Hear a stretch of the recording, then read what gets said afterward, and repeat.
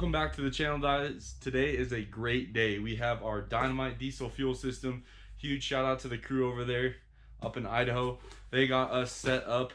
For starters, we have a set of their late 5.9 100% overs. These are a 50 liter per minute injector. Should be plenty to get us to our 1,000 horsepower goal.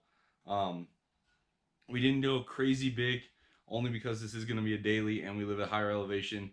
Kind of get rid of some of that idle haze and stuff. We went with the 100% overs. Again, huge thank you to them. I'm so excited to get these in. Next, we have a set of Dynamite Diesel 6.7 modified tubes. What makes these kind of cool is they are a brand new connecting tube with the mileage that we had on our old ones. I was a little worried about sealing issues, so we got some brand new connecting tubes. And last but certainly not least, we have a DDP 12mm CP3. I have done close to 1,300 horsepower on one of these, so this will be plenty to get us there. Being a single CP3, we don't have to worry about the belt. We don't have to worry about the extra accessories under the hood, so this will be really nice. And something new that they've added since the last time I bought one, they also laser engrave their name on it. Looks pretty sick. Again, just a huge shout out to those guys there. Again, it is Dynamite Diesel Products up in Idaho. And the cool thing that Lenny does, or I guess their crew does, is they send a bottle of their Injector Protector every time you buy a new set of injectors, just to make sure your fuel system's starting off on the right foot. So we will put this in the tank before we start up the truck. Again, just a huge thank you to them. They help us out on the race truck. They are the injectors and fuel system I use in my 2011.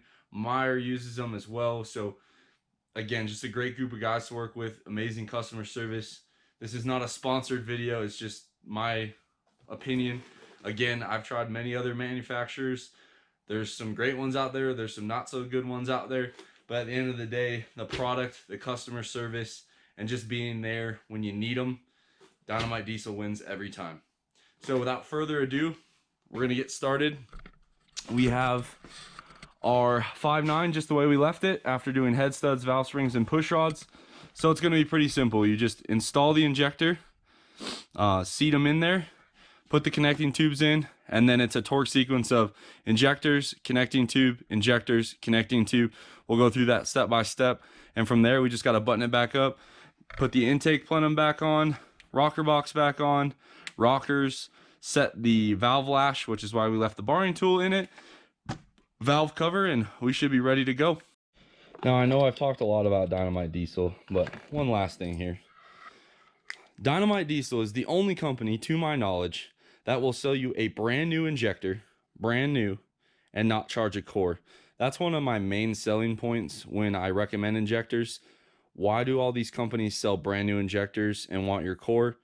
I'm not saying it's a scheme, but clearly, I'm a little tired, got the shakes, but you can see here, Bosch tag up here. So these are a brand new injector, and then they modify them from there, just showing you the quality that you get with a DDP fuel system. So we're going to do a video further in depth on fuel system diagnosis, but here you can see some of the issues we're up against. This injector right here just has a part number, no barcode on the top, no ID date, nothing. So this screams China. These are definitely not OEM. Next up, we have what appears to be one of the factory injectors. Again, you can kind of see some of the part numbers up here with a calibration date and a trim code, and that Bosch barcode there. So if you scan it with the Bosch machine, I believe it pulls up the injector specs, which is kind of cool. So we had two of these. And then this appears to be a cheap Bosch reman. In my experience, usually the Bosch remans that I'm used to seeing have a blue tab up here with a new date. This one is blank with a black tab, but it does have the Bosch code. We had two in the engine that looked like this. Again, not knocking where I bought the truck from. I knew it had an issue when I bought it, but something to look out for. Again, we had two random, we'll call them remans. We had two injectors that just scream China, and then we had two factory injectors. It became clear to me after doing a little diagnosis that we did have the bad injectors, which is why we kind of stopped, ordered these, got them coming because I didn't want to damage the engine. I promise you guys in a future video we're going to be doing some fuel system diagnosis, kind of going over the big four, as I like to say: injectors, relief valve, rail pressure sensor, and then CP3. I guess you could call it the big five. It could be the actual CP3 or the FCA. Again, we'll do an in-depth video in there. I'm not going to leave you guys hanging. We're just trying to get this truck back up and moving again under its own power. So the first thing we're going to do, step one, clean out this hole here. I already did that. I have a little injector bore brush, and then I hit it with pressurized air, blows all the junk out. And I do the same thing here on the connecting tube passages that go from the head to the injector. So that is already done.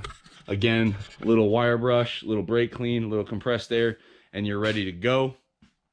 The second thing we do, and again, this kind of took place off camera, is we ultrasonic clean everything out. So we have our rail, we have our lines, we put them in the ultrasonic cleaner, then sprayed them out with brake clean, blew them out with air. Make sure if you're using compressed air, it has a dryer on it. You do not want to be sending water through these lines. So we got our line set up. Something also to note, when we took it apart, you guys saw how there was that bolt missing. What you'll also notice here is we have a cheap replacement number 4 injection line. So this is what the cheap ones look like. Again, there's nothing wrong with these. They don't hold up. The next step after that, you want to make sure you have your copper crush washers on the injector. And then you're also going to want to make sure this O-ring right here is lubricated, or you will fight like hell trying to get them to seat in the tube. And you're going to want to put a little dollop of oil on this O-ring on the connecting tube. Once you have that done, we're ready to drop them in. You drop the injector in, and all you're going to do is take your 2 fingers like this.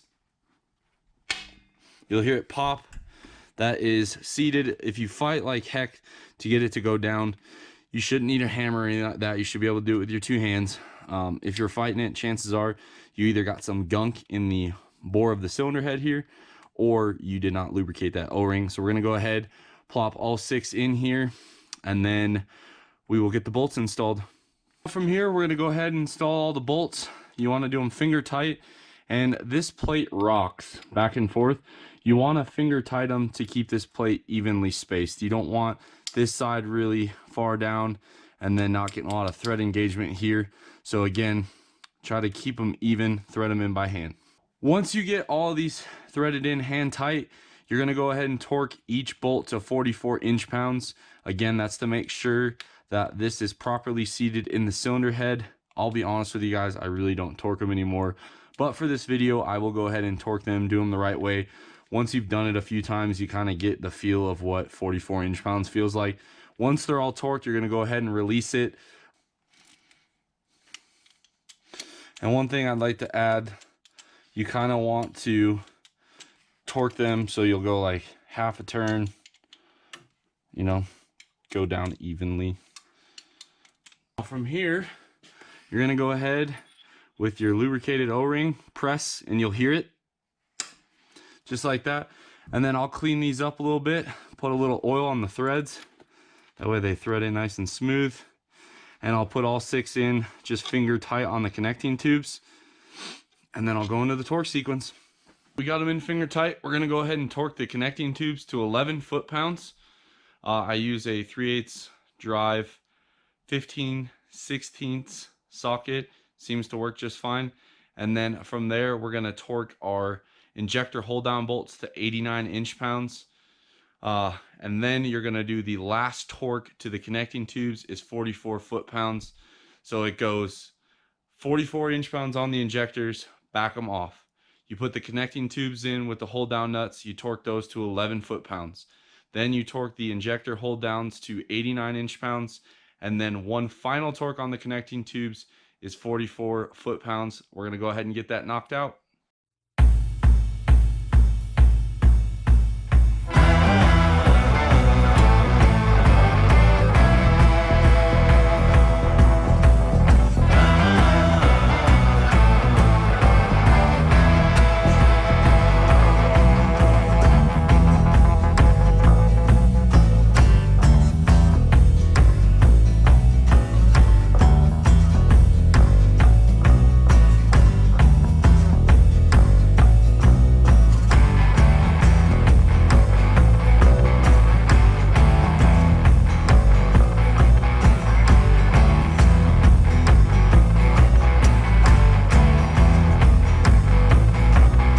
got the injectors installed, we're gonna go ahead, throw the rocker arms on and set valve lash. We're gonna just do 10 and 20, nothing fancy. Just a little tech tip: if you have a click type wrench, torque wrench that is, one of these, make sure you back it off after you use it. I see a lot of guys that'll set that wrench, put it back in their toolbox, back it off, or it won't be accurate next time. So again, one more time. Injectors in 44 inch-pounds, back them off. Connecting tubes in, torque hold down nut 11 foot-pounds. Injector hold down nuts 89 inch-pounds.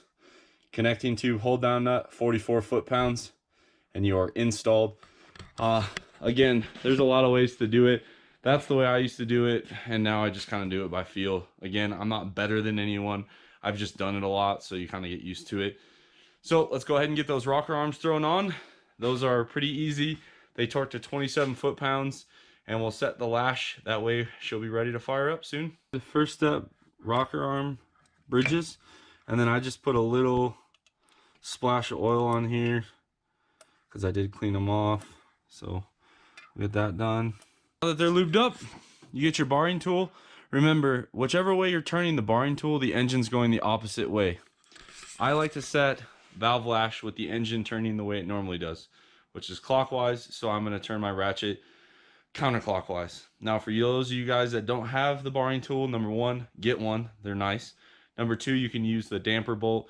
Just make sure it's spinning the engine and not having issues tightening the bolts. Now, some of you guys might find yourself in this predicament where you don't have any rocker arms on, the injectors are in, you don't know where you're at. Watch the push rod tubes. So just like in any inline motor, there's companion cylinders: 1.6, 2.5, 3.4. The way I remember it is too young, too old, just right. So 16, 34, 25. Now as I get older, that joke starts to get not as funny. However, moving on, you could see here as I spin the engine, the number 6 push rod on the exhaust is going down, and then I'm waiting for the intake to go up just like that. So we're now in overlap, which means we can put number 1 rocker arms on. Why that is important: when you put new valve springs and push rods, the way you took the rocker arms off, it is going to change that relationship. When you're putting in new push rods, it's important because sometimes the lengths aren't the same. Now, literally less than 6 months ago, I just zipped the rocker arms on after putting push rods in my 2011, and guess what? I should have checked it, loosened them up. I didn't. I ended up bending a valve. I had to pull the head, do the whole... It was a good thing in the end because I found out the head was cracked. So no harm, no foul there. But again, I'm going to put them on loosely, and then I'm going to go ahead and back the adjusters off, and I'm going to do it in firing. The way companion cylinders work, we have 6 in overlap, which means I can do number 1, and the firing order of a Cummins, 1, 5, 3, 6, 2, 4. So we're going to do 1, then the next one we're going to be doing is 5. And if you look at the push rods on cylinder 2, you can see the exhaust is up, intake is down. So this is the one we'll be watching when we spin the engine over. Can you do the 360 where you like do half of them, spin the motor, do the other half? Yes. On a stock cam, absolutely. Most aftermarket cams, you could still get away with it. However, I have now just gotten in a habit of doing the companion lash method. I don't know if that's actually the name it's called, but that's what I call it, where you get one cylinder in overlap, you do the lash adjustment on the companion cylinder, rotate the engine. I guess that would be what, I don't know, 60 degrees. I'm not very good at math, but 60 degrees. And then you'll do the next cylinder until you're back to cylinder 1. And I always just double check. I like starting on cylinder 1 because just like you guys, I do make mistakes. If I start on 1 every time, I know when I get back to 1, I'm done. I'm sitting here loosening these up because just as I suspected, they were a little tight. I want to talk about factory rocker arms. As you can see here on these 5.9 ones, we have these plastic retainers. It is very normal to see these broken, especially on high RPM engines. The updated 6.7 ones are a little bit nicer. Again, we're just gonna back this off so we can get a good torque. Make sure the bridges don't pull up and fall out on you. And then we'll go ahead, run those down. And something I like to do, I like to make sure they're loose when I tighten them.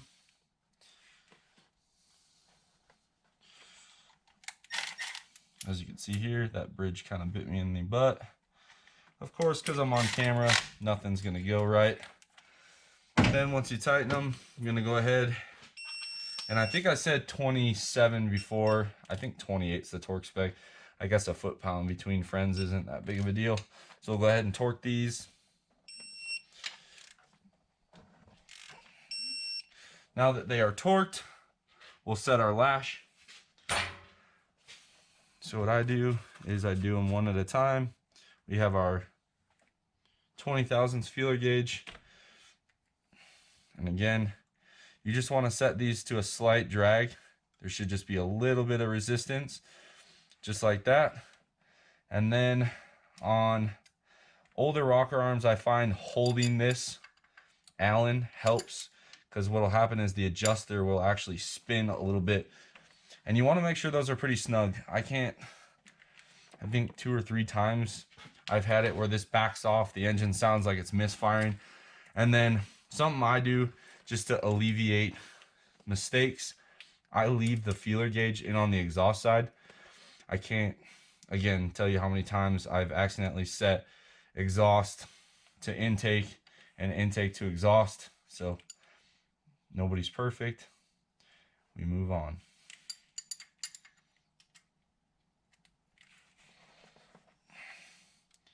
And you verify, slight drag, we can now move on. So we did cylinder 1, the next one we can do is 5. We'll put you guys on a time lapse now and we'll knock them out.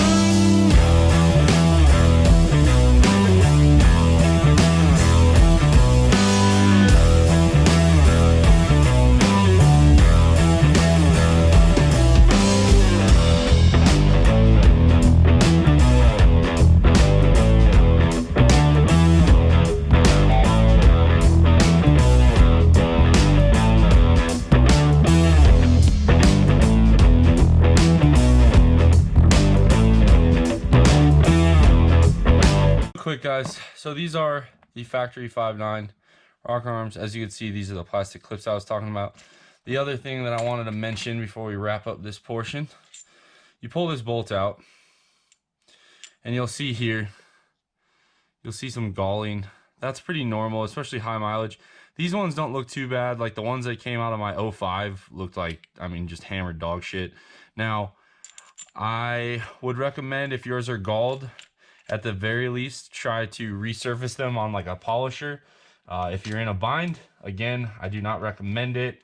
I don't want this channel to turn into the, like, not the budget builder, but like the just send it channel. So if they're pretty bad, what you'll find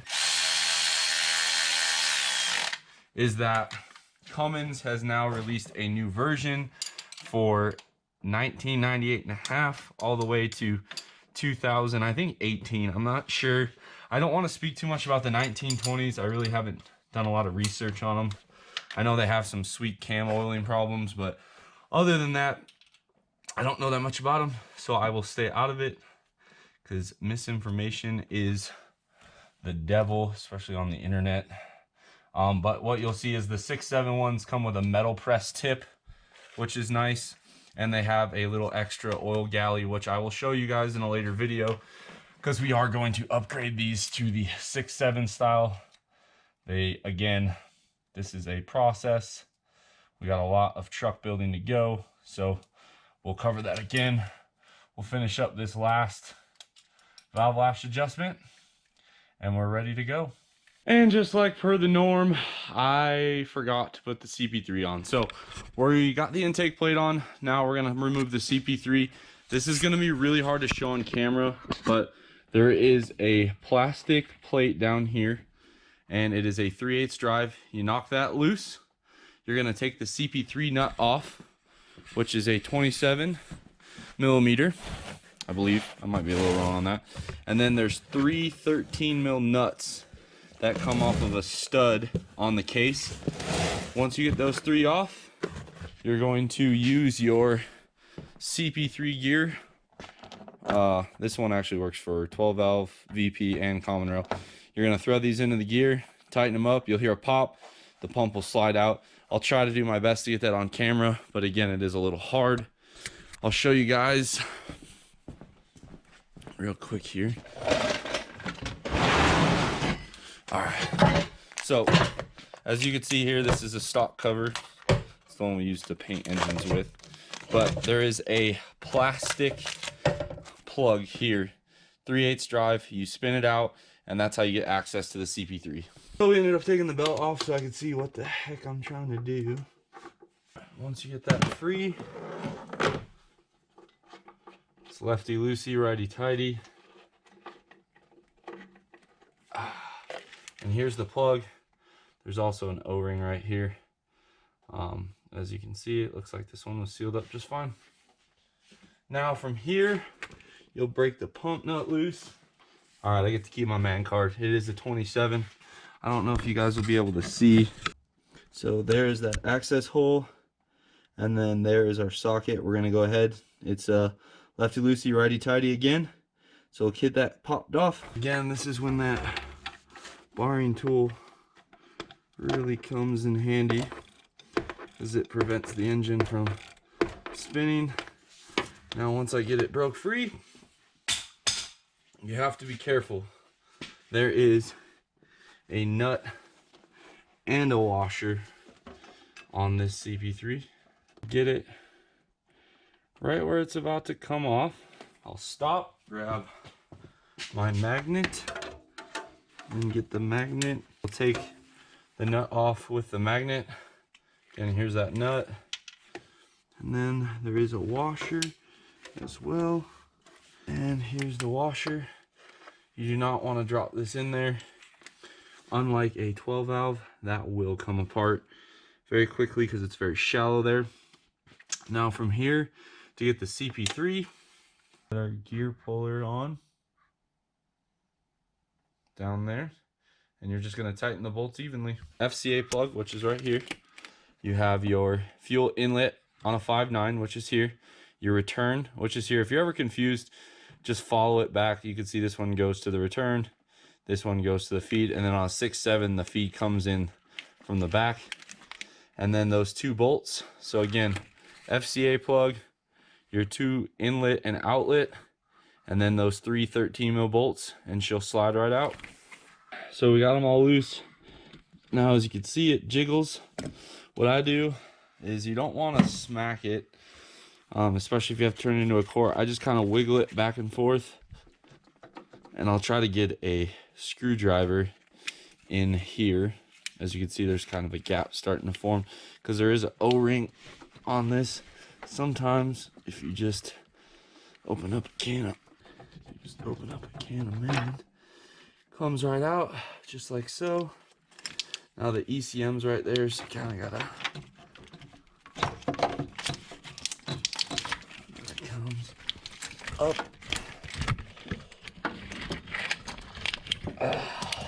Comes up and out. Here is our factory pump. Oh, that's nice. As you can see here, we got some shaft damage, maybe. So what I found interesting, there is these 3 studs, and this one down here I get from the bottom. I dropped the bolt behind the ECM plate. I found another nut the same as this one in that ECM plate, and this pump does look pretty new, so I'm assuming by the service records it got remanded.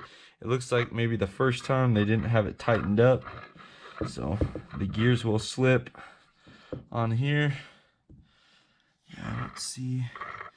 Normally Bosch has a tag on these, so I would say that this has been remanded. So looks like the service records were in fact correct.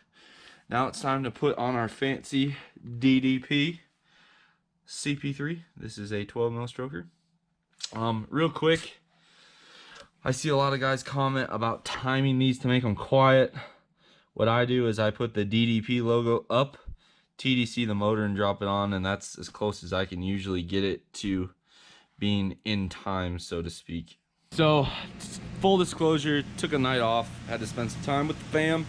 We got our DDP 12mm pump. DDP does engrave their name and the stroke of the pump on the shaft here, which is kind of nice. Helps if you ever try to buy one used, you know DDP does that. What we're gonna do to time this pump is, here's the top of the pump. We're gonna spin this shaft here until the DDP logo is at 12 o'clock and you TDC the motor. I'm not sure how much it really helps quiet these down, but I have had a couple of customers at where I work say that it did make a difference, so there you go. And we went ahead and we did paint it. They get so crusty so quick. Installation on this very easy. What we're going to do, put it back on the truck, tighten up the 3 13mm nuts. We're going to put on the lock washer nut, torque it to 96 foot-pounds, I believe. I'll check that spec and double back on that, and then hook it all up, so it should be pretty easy. Then you're going to go ahead and torque your pump nut. I didn't look it up still, so we're just going to go till I feel like it's snug. Again, this is a informal video. Alright, so we got that put in, everything's torqued down. Be gentle when you put the plastic cover back on the front of that CP3, unless you really hate the next guy that's working on it, then you can torque it out and strip it out backwards. Now we're gonna go ahead, put on our cleaned up rail and get the intake horn put on, rocker box, just keep moving on. Alright, we got our fuel rail on. Again, you do have to put the lifting eye back on because the number 6 bracket goes off of there. And we're gonna go ahead and put our hold down lines on and get our line ran from the CP3 to the fuel rail.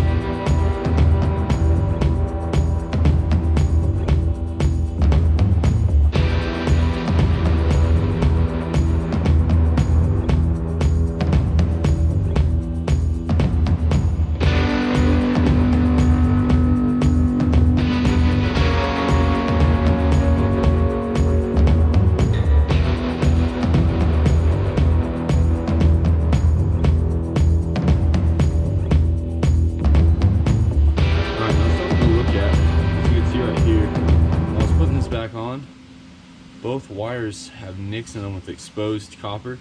This is something I have seen. It's not super common, but something to look out for, especially if it's a used truck. So we're gonna go ahead and get this replaced, or at least had one in stock. Again, just another thing to check for in your fuel system. Got our rail on, rocker box on, intake horn on. The only thing we're waiting on is this gasket. Now that we got the CP3, the injectors put in, we're gonna go ahead and wrap up this video. On the next video, we're gonna put in a AirDog 4G, so I don't wanna put it all together, fire it up, and then have to take it all back apart to put the AirDog in. So our next video, we're gonna be installing an AirDog 200 4G. Again, it's not worth it running the factory fuel system. I'm worried if we get any dirt or debris in there, it's gonna ruin our new fuel system. So we are gonna end this here. Hopefully you guys learned something, maybe a couple tricks, tips, stuff like that. Till the next one, stay tuned.